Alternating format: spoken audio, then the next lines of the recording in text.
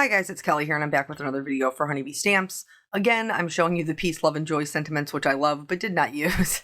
The Pine and Berry Centerpiece is kind of the star of the show today, and then I also used the Let It Snow stamps and dies. If my title didn't give me away, we are making an interactive light up card today. This was one of the ideas I had when I drew the lantern, was that I wanted to do a light up card, and I'm so... like, I love it. I love it so much. So anyway, I wanted to do a little window scene behind it. So that's what I'm doing here. You could use a square die as well. I'm just going in and I am leaving myself on the top and sides a 1/4 inch border. And then at the bottom, I'm leaving myself a 1 1/4 inch border. This is going to create the front of the card and then also be our window cut out. The Fisker's trimmer, because it has a little wire in it, makes this super easy to do because you can see exactly where your blade is going to cut. But like I said, if you don't have this trimmer, you have a guillotine trimmer, you can totally use a square die. You basically just want it to look like a Polaroid. So larger on the bottom, thinner on the top. For the outside scene, the scene outside the window, I have a piece of navy cardstock. I've laid out my little Polaroid so that I can get all of my snowflakes laid out and I know where they need to go so that that whole window is covered. The lantern is sized super generously, so it is very large, but because we're doing a light up card, it will be see-through. So you will be able to see some of the snowflakes in the background. I'm going to treat this with my anti-static tool. I love the cottontail one from the Rabbit Hole Designs. Honeybee does carry that. And then I'm going to use the Brilliant White pigment ink to stamp all of my snowflakes. In real life, will snowflakes be this big on your window? Obviously not. Does it make for a pretty card though? Absolutely. I think these snowflakes are beautiful, and some of them obviously are much larger. Those ones I tried to tuck behind the lantern because you're not really going to see all of them in their entirety. You're just going to see little peaks of them. So I am using white detail embossing powder to go ahead and make these kind of pop off the page. I toyed around with using like an iridescent or a, what is the one? The satin pearl one. But ultimately, I really wanted to be able to see them through the window, and the bright white is going to give me the best opportunity to do that. So I'm just going to heat set these until they are all smooth and shiny. And then there's just one or two, well, there's a few things that we're going to do to the rest of the background in order to make it look like a snowy frosted window. And the first one is I'm going to use that same pigment ink and one of Honeybee's largest blending brushes. You could use a smaller one, but I find that the largest one gives me really good coverage and it's kind of very soft. And I'm going to go around the edges of my window to give that kind of frosted look. And then before I move on, I'm just going to take my little window cutout, double check that. I can see down in the bottom left-hand corner, I just missed just a little bit. So I'm going to go back in and hit that. And then in this Let It Snow set, there is a stamp that will create like little teeny tiny dots of flurries. So you could use that if you don't have something to splatter with, or maybe you like more control than the splatter will give you. I am going to use the splatter. I'm actually going to use two kinds. So the first one, which is going to be kind of like the shiny metallic look, is this Perfect Pearls. I'm just going to mix it with a little bit of water. Perfect Pearls bind with water. And I'm just going to spatter those on the background. Then I'm also going to go in with this Copic Opaque White and spatter that as well. I used this in my video yesterday on my own channel. And speaking of Perfect Pearls, if you're into Perfect Pearls, I used them as well yesterday in that video. But anyway, several people asked about the Copic Opaque White and what its intention is used for. A lot of people in card making use it for splattering. That's certainly what I bought it for. But its original intention was for artists, Copic coloring artists, to be able to paint in their white highlights. And Honeybee actually carries two kinds, and I bought both of them. One of them has a brush, and then one of them has, it's just like an open pot, and that's the one you see me using there. And it's just, I've tried this before with white acrylic paint, and that is a fairly decent substitute. But the more you mix white acrylic paint with water, the more transparent it is. And the Copic opaque white is already liquid, so you don't have to mix it with anything to get it to spatter. Here I'm going in, I'm stamping with my intense black ink from Honeybee. This is safe for alcohol markers because we are going to be doing some Copic coloring. So I've stamped both of them out. I went back and forth. The first time that I did the lantern, I did it black, and I really, really liked it. But for this one, I decided I was going to do it like more of a neutral. So like a whitish color or a light gray. And so I'm just going to use these 3 markers and just really put in the shadows. Some parts of it will remain white. I was really happy with the way that it came out. I like a neutral colored, and in fact, the one that I have in my house that kind of inspired this whole stamp set is white. Well, it's like a distressed white, if you will. But so then when we're putting in the shadows, we're being very, very light-handed with our darkest color, which is the C5.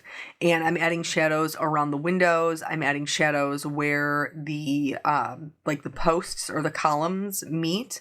I'm adding shadows where the roof, where those seams are meeting. And then I will also add shadows to the floor, where those joints are meeting. Anytime, remember, like this is the general rule for adding shading. Any place where 2 points meet or where one lays on top of the other. This is a really good example of that because as I've gone in and done my shadows, really the only places I've added my darkest shadows are where 2 places are meeting, or like where the roof of the lantern is sitting on top of the post. There's a little bit of a shadow underneath them as well. You could do this lantern any color, but because I like adding the little accessories, and the accessories always have lots of color, I do prefer a neutral, but honestly, you could really, it's a very versatile kind of image. You can color anything that you want. So now once I have my C5 down, and I'm going to go in with my mid-tone, which is a C3, and pretty much I'm just going right over the C5 for the larger areas, like the top of the roof and the bottom of the floor. I am kind of extending it out a little bit, but for the posts, because I want them to stay nice and light to match the rest of the color of the lantern, I'm not extending those out at all. I'm just kind of going right over those lines, just straight down to blend them out. Because Copics are transparent, when you lay a lighter color over a darker one, it will blend it out. And so I don't really have to do a whole lot of work to get those lines to blend. As long as I'm overlapping them, the lighter color will do the vast majority of the blending for me. With the roof and the floor, I do have to go over it, just a little bit more to get a better blend, but really, again, not much at all. For the posts that are in the front, I'm leaving a white edge. For the posts that are in the back, because obviously this is drawn in a different perspective than just straight on, intentionally, because I thought it would be more interesting. But the posts that are in the back are being completely filled in with the C1 to make them just slightly darker. And I showed you this one, but later when I was building the card, I found out that I needed 2. Do you have to color both of them? I don't know. I did color both of mine, but you probably don't. But you will need 2 lanterns to put this card together. And one of them we will be performing a little bit of surgery on. So now moving on to the holly. This is going to be one of my little decorations for my lantern. Again, this is like super simple 3-color blend. I'm just extending out the lines that are drawn there in the center of the holly. Went over those with my darkest color, kind of expanded on them with my mid-tone, and then anything that's left I'm going to fill in with my lightest color. Sometimes when I start with my darkest color, my lighter colors will totally blow out my shadows, meaning it just softens them too much. If that happens, you can always go back in with your darkest color like I'm doing here and just put down any amount of darker color that you want. The berries, I kept the traditional red. Again, like whatever you want to do. I prefer a more purpley red, which means it's more of a blue base. But some people like more of a orangish red or a tomatoey red. Whatever kind of color scheme you love, you can use with this. That's the just like it's called, it's the pine and berry centerpiece. Like just like with your home decor, you can make it any color that you want. I chose to do my candles red, which is kind of comical because literally the only red candles I own go in the centerpiece of my coffee table at Christmas. I don't own any other red candles. But again, so these three are drawn together. So the one furthest in the back is going to have the most shadows because it has the two other ones in front. But for the most part, I mean, they're pretty much the same thing. I laid down my shadows, where it's melted kind of on the inside, underneath the melting wax on the sides. And then for the ones the two in front, I added the darkest shading just to the outside edges and then kind of down and around the bottom. This is just going to make them appear to be more round. And then I will go back in with my mid-tone, and this is going to just kind of blend out that R59 is really dark. So it's going to blend that out a little bit, and it's going to be the main color for my candles because it is my mid-tone.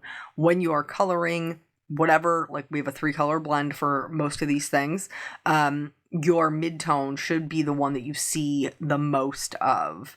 Your shadows are meant to be in your darkest parts, i.e. your darkest color, and your highlights are meant to be in your lightest parts, i.e. your lightest color. So that mid-tone really should be what you're seeing the most of. So when you're picking out a color combination, make sure you really like your mid-tone because that's what's going to be the predominant color, the true color of whatever object you're coloring.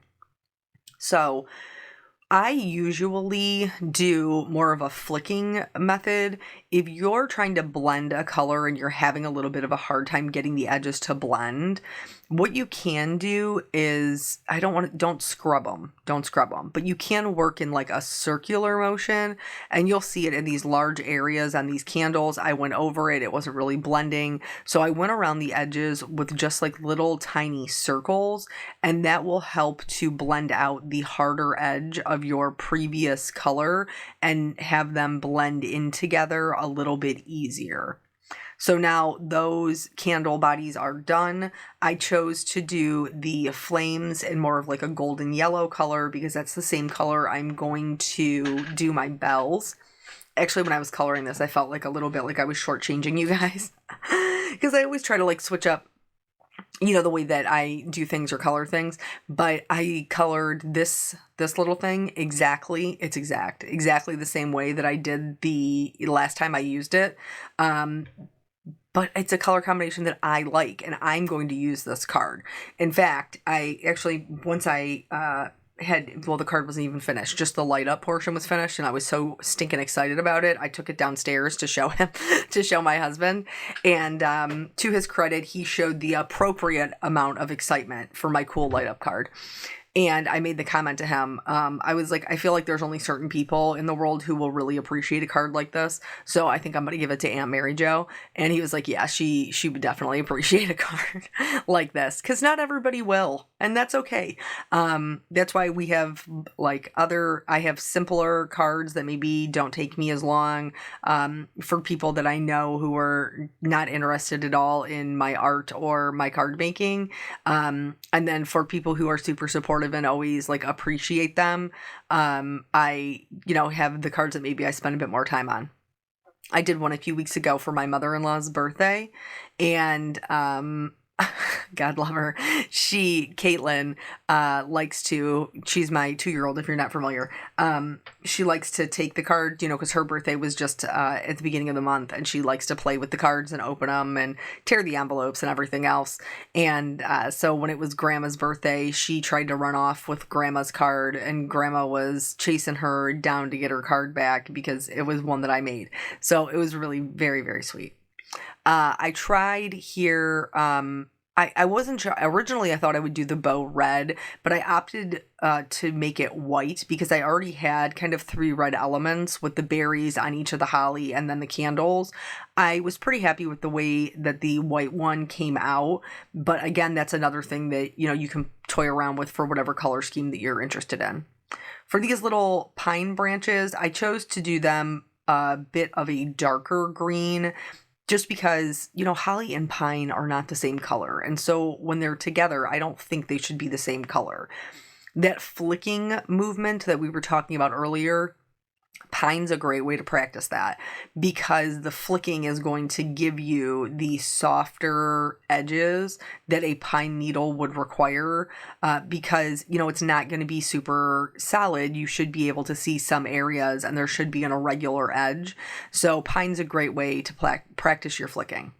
If you have not seen this set in action before, this lantern actually has 2 dies. So one that cuts out the whole lantern and then one that cuts out the inside as well. So I used both. Here I have a little piece of vellum. We're going to get a bigger piece later. Don't you worry. I originally had a different kind of game plan, but once I realized I'm not an engineer and that was not going to work, I was going to have to switch gears. And that's okay, because it took me a little bit longer than maybe it would take somebody else, but I figured it out and I ended up with a card I was super happy with. So I've trimmed 2 pieces of white cardstock. They're just 1/4 of an inch, so everything matches. And these are going to be the center, kind of dividers for my window.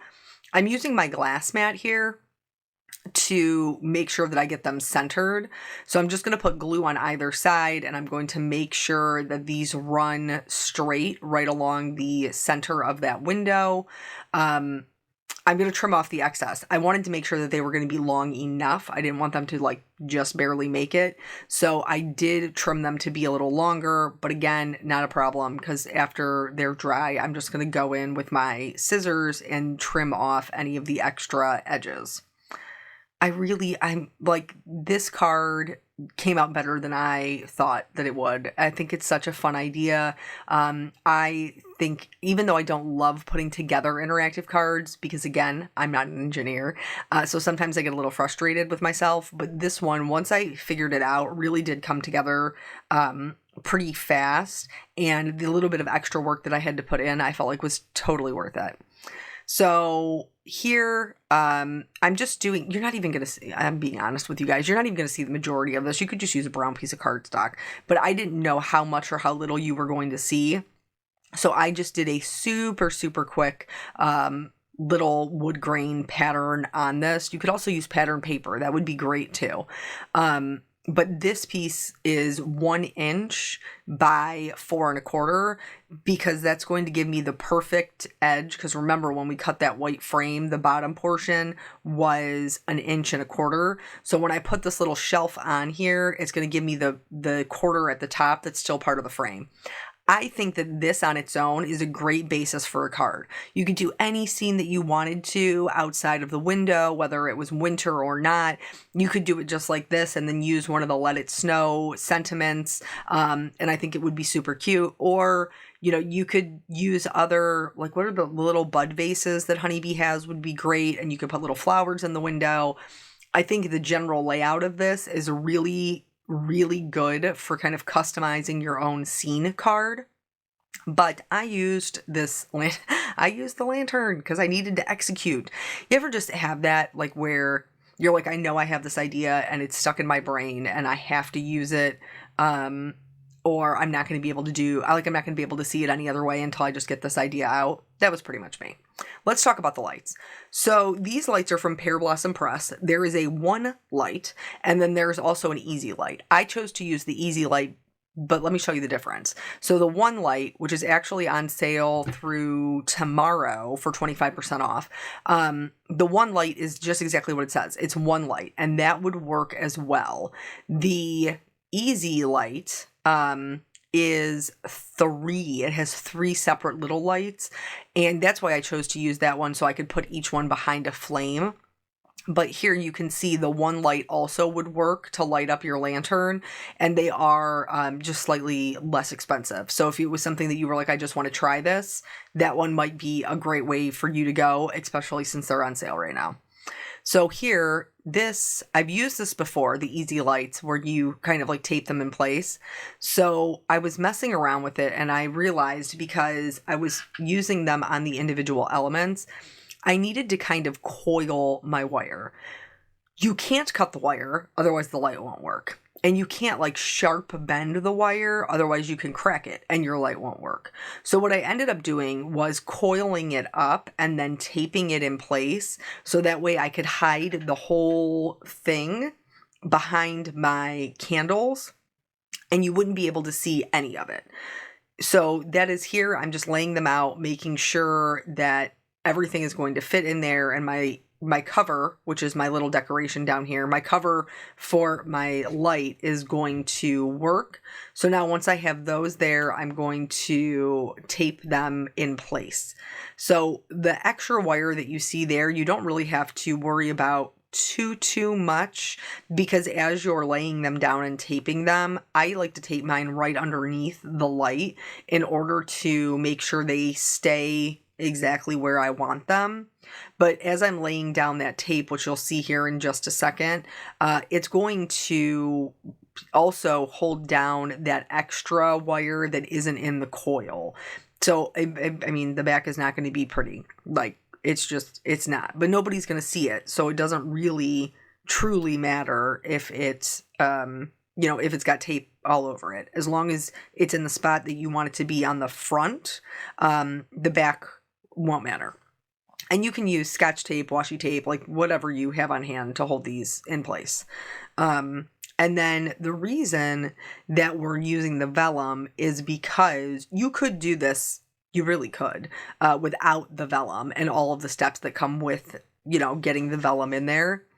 But the reason I chose the vellum is because if you use something that diffuses light, it's going to make them brighter. So it's going to light up the whole lantern instead of just the flames. So in order to do that, I actually need 2 of the lanterns. That's what you could see here. But then I also need the lantern to be popped up to a lot for the room that the light apparatus takes up.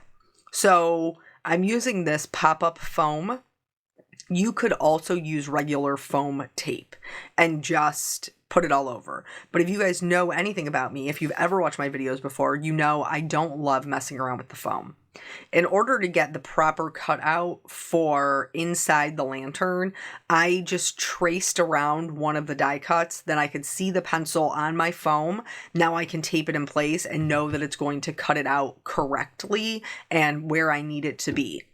Now, like I told you, we do have to perform some surgery, because in order for the top portion to pop up, we can't have all that stuff in the background.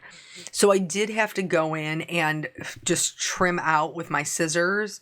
And this is a pretty large opening, so it wasn't that difficult. Just trim out the section that is the back and the floor. The trickiest part is the little side window.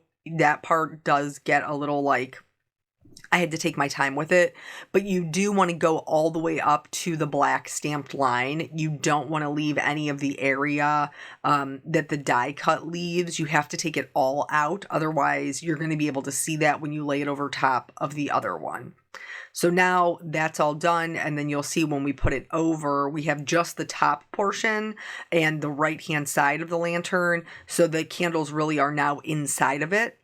And then I'm going to do the same thing for the foam. The foam is a little more forgiving because the intention is not to see it anyway. You know what I mean? Like it's acting as the pop-up portion. So it doesn't really matter if it's spot on or if your lines are super straight. As long as you can't see it when you put your die cut over top of it, then that's fine. Then that's good. But I did, just to give myself kind of a guideline, go in with my pencil and kind of trace that out. And then I tried my very best to stick to the pencil line. I did have to go back in a second time to trim out some of the areas where maybe I thought that I was a little bit closer. The other thing is, you can see here that front column, I cut it across the top because you can't see it, so it doesn't matter. So I just cut it to make the side window easier. I'm going to use just the outside portion of the lantern to cut out my piece of vellum, and then we're going to start building this thing. I'm telling you, I pleasantly surprised. It's always nice when a card works out better than you think it will. So now I've added some glue to the top portion, and I'm gluing that right on top of the die cut for the vellum. And now this, I think, is just cool by itself. Like, you could just add the vellum without the lights and it would look, it would give the lantern a different look. But I am going to add the lights because that's the whole point. That's my whole idea, is the lights, yo. So here I'm going to add adhesive just to the points that are like, oh, how do I word this? Just to the parts of the lantern that are solid, because you'll be able to see the adhesive on the vellum and we want that part to be clear. You could probably also use acetate to do this if you wanted the, the feel of an enclosed lantern without the diffused light. So now I'm just lining up the foam. Somebody did mention in one of my previous videos about the foam that sometimes it like stretches on them. I haven't had too much of an issue, but I do try very hard not to manipulate it too much. Like, I don't play around with it or pick it up, put it down, all of that until it's time to glue it. So here, I knew I was going to have to cut out a little corner to leave room for the actual battery.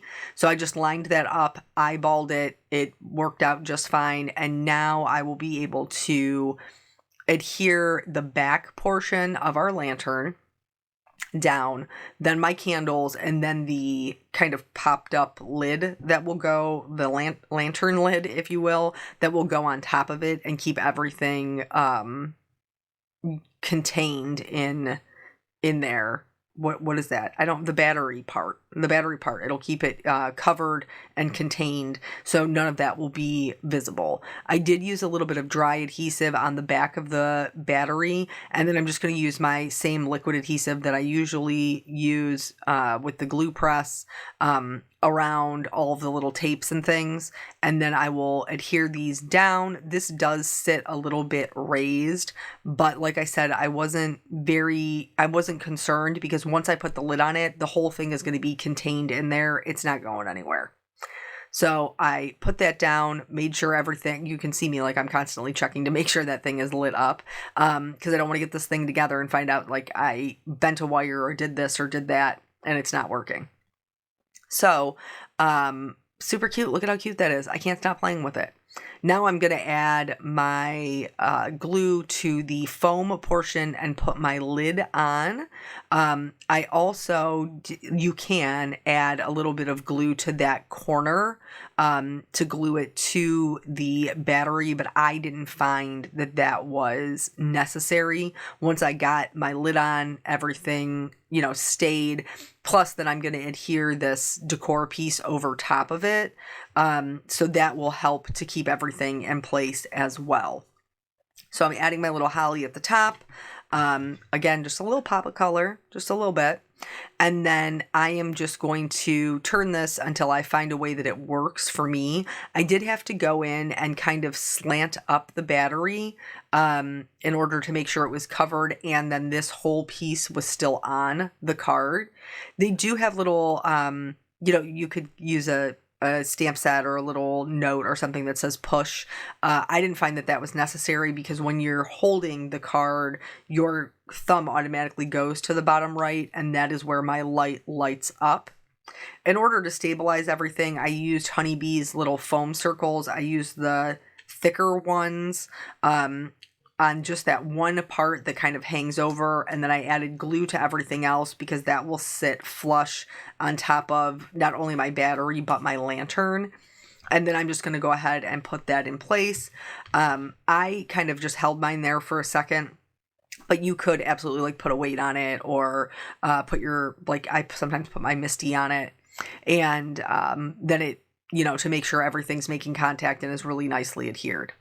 I skipped showing you the heat embossing of my sentiment. I know I normally include that, but I figured we saw the heat embossing of the snowflakes, so you get the idea. It's the same thing, white on that same navy blue cardstock. This particular sentiment is from Let It Snow, and it says, "You warm my heart." I thought that was super fitting, considering the kind of card we're making. And this is intended to be a long sentiment, but I didn't like the layout as a long sentiment with this card design. So I just trimmed them. I just cut them right in between warm and my, and then kind of rounded out the edges so it doesn't look sharp. And then for the U that hangs out, I just trimmed off a little piece of that same size foam dot, and then put it underneath there so everything is secure and level. I'm using the Holiday Wishes.